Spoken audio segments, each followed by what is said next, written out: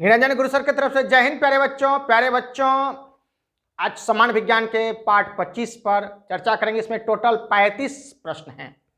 अगर आप SSC, BPSC, SSC GD, Bihar police, polytechnic एवं अन्य प्रतियोगी परीक्षाओं में अगर समान विज्ञान जानना चाहते तो इससे बेहतर आपको कोई चैनल नहीं मिलेगा उम्मीदतः। इसलिए आपका इस चैनल पर स्वागत है और बड़ी मेहनत से टाइप करते हैं बच्चों, इसलिए एक लाइक जरूर करें और पसंद आवे तभी आप सब्सक्राइब करें। ऐसा नहीं सब्सक्राइब कर दें, नहीं, पसंद आवे जरूर सब्सक्राइब, लगे कि हाँ यहां मुझे ठीक लगती है, ऐसी पढ़ाई चाहिए हमें, या नहीं अनुभव है तो भी तब जरूर सब्सक्राइब कर लें और शेयर भी कर दें। तो बिना देर किए चलते हैं, पहला सवाल ले। दूध से क्रीम हटाने पर उसका घनत्व क्या होगा? तो घनत्व बढ़ेगा। दूध से क्रीम हटाने पर उसका घनत्व बढ़ेगा। नेक्स्ट सवाल, सापेक्षिक घनत्व का मात्रक क्या होता है? तो सापेक्षिक घनत्व का मात्रक ग्राम प्रति घन सेंटीमीटर होता है। ग्राम प्रति घन सेंटीमीटर होता है। थर्ड नंबर सवाल है, तेल जल के तल पर क्यों फैल जाता है? तेल जल के तल पर क्यों फैल जाता है? तो तेल का घनत्व पानी से कम होता है। तेल का घनत्व पानी से कम होता है, यानी पानी का घनत्व अधिक होता है। किससे? तेल से। 4 नंबर सवाल है, खाद्य ऊर्जा को किसमें मापा जाता है? खाद्य ऊर्जा को कैलोरी में मापा जाता है। किसमें मापा जाता है? कैलोरी में। नेक्स्ट सवाल, पृथ्वी के गुरुत्वाकर्षण क्षेत्र की तीव्रता अधिकतम कहां पर होती है? तो पृथ्वी के गुरुत्वाकर्षण ग्रेविटी जो होता है वह ध्रुव पर होती है ज्यादा, यानी पोल पर। 6ठा नंबर सवाल है, जल प्रवाह को मापने की यूनिट क्या है? तो वह है क्यूसेक। क्या है? क्यूसेक। 7वां नंबर सवाल है, केल्विन मान से मानव शरीर का सामान्य तापमान क्या है? तो वह 310 केल्विन है। कितना है? 310 केल्विन। 8 नंबर सवाल है, ध्वनि यात्रा करती है। ध्वनि यात्रा करती है किस तरंग के रूप में? किस तरंग के रूप में? तो वह अनुदैर्घ्य तरंग के रूप में। किसमें? अनुदैर्घ्य तरंग के रूप में।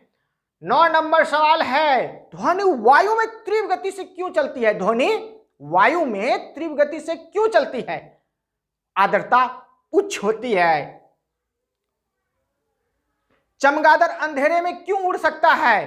क्योंकि वह प्राश्रव्य ध्वनि उनसे निकलते रहती है। 11 नंबर सवाल, श्वेत प्रकाश का विभिन्न रंग में विभाजित होना क्या कहलाता है? तो वह वर्ण विक्षेपण कहलाता है। जैसे प्रिज्म से आप देखते होंगे 7 रंग निकलते हैं, VVGOR या बैजान निहपिनाला, तो वो जो निकलता है वह वर्ण विक्षेपण के कारण होता है।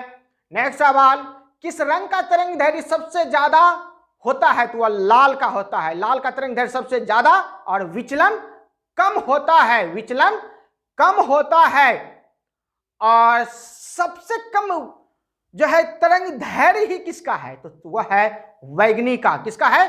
वैगनी का। और उनका जो है वैगनी का जो विचलन होता है वह ज्यादा होता है, यानी तरंग दैर्घ्य जिसका ज्यादा उसका विचलन कम, तरंग दैर्घ्य जिसका ज्यादा विचलन कम। 13 नंबर सवाल है, समतल दर्पण की वक्रता त्रिज्या क्या होती है? तो समतल दर्पण की वक्रता त्रिज्या अनंत होती है। कितनी होती है? अनंत होती है। 14 नंबर सवाल है, कांच में किस रंग का अपवर्तनांक सबसे कम होता है? तो वह लाल रंग का होता है। कांच में किस रंग का अपवर्तनांक सबसे कम होता है? लाल रंग का अपवर्तनांक कम होता है। 15 नंबर सवाल, स्नेल का नियम किससे संबंधित है? स्नेल का नियम किससे संबंधित है? तो वह है प्रकाश का अपवर्तन। प्रकाश का अपवर्तन। 16 नंबर सवाल है, विद्युत चुंबक में क्रोड के रूप में किसका इस्तेमाल होता है? विद्युत चुंबक में क्रोड के रूप में किसका इस्तेमाल होता है? तो वह होता है मृदु लोहा का। किसका होता है? मृदु लोहा का विद्युत चुंबक के क्रोड में। 17 नंबर सवाल, नाभिकीय रिएक्टर में ऊर्जा किसके द्वारा उत्पन्न होती है? तो वह नाभिकीय विखंडन द्वारा होती है। नाभिकीय रिएक्टर में ऊर्जा उत्पन्न होती है नाभिकीय विखंडन द्वारा। 18 नंबर सवाल, प्रकाश वर्ष किसका मात्रक है? प्रकाश वर्ष दूरी का मात्रक है। प्रकाश वर्ष किसका मात्रक है? दूरी का मात्रक है। 19 नंबर सवाल है, महासागर में डूबी हुई वस्तुओं की स्थिति जानने के लिए किसका प्रयोग किया जाता है? तो यह समुद्र या महासागर में जो डूबी हुई वस्तु होती है उसको जानने के लिए सोनार का प्रयोग किया जाता है। नेक्स्ट सवाल, सेकंड के लोलक की काल अवधि कितनी होती है? तो सेकंड एक बार इधर एक बार इधर, यानी 2 बार होता है, यानी उसके 2 सेकंड लगते हैं। लोलक का सेकंड की जो लोलक की काल अवधि होती है वो 2 सेकंड की होती है। नेक्स्ट सवाल, विद्युत मुख्य रूप से क्या होता है? तो विद्युत मुख्य रूप से उदासीन होता है। 22 नंबर सवाल है, किसी तत्व के गुणों को प्रदर्शित कौन करता है? किसी भी तत्व, कोई भी एलिमेंट्स है, अगर उसके जो गुण होते हैं, एडवांटेज वो होते हैं, उनको प्रदर्शित कौन करता है? तो वह परमाणु क्रमांक करता है। क्या करता है? परमाणु क्रमांक।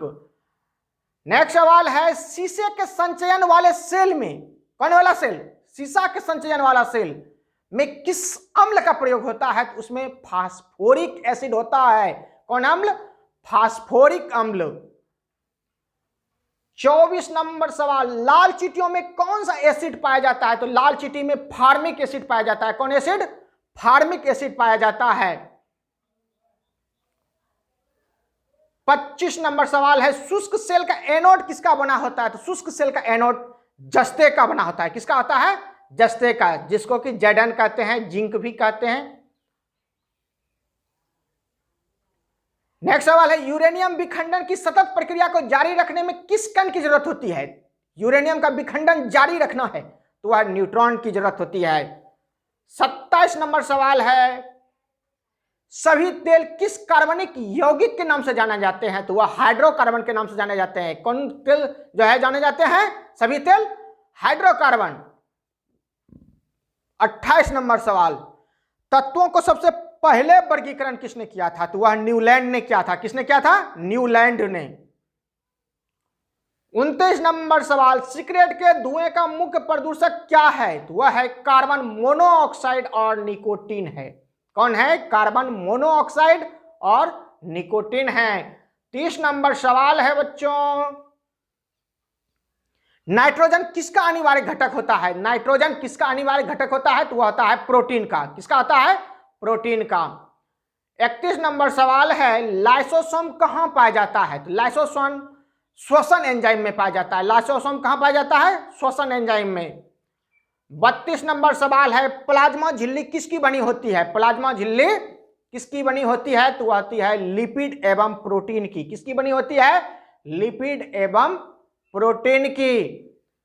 33 नंबर सवाल है, डीएनए किसमें पाया जाता है? तो डीएनए माइटोकॉन्ड्रिया में पाया जाता है। कहां?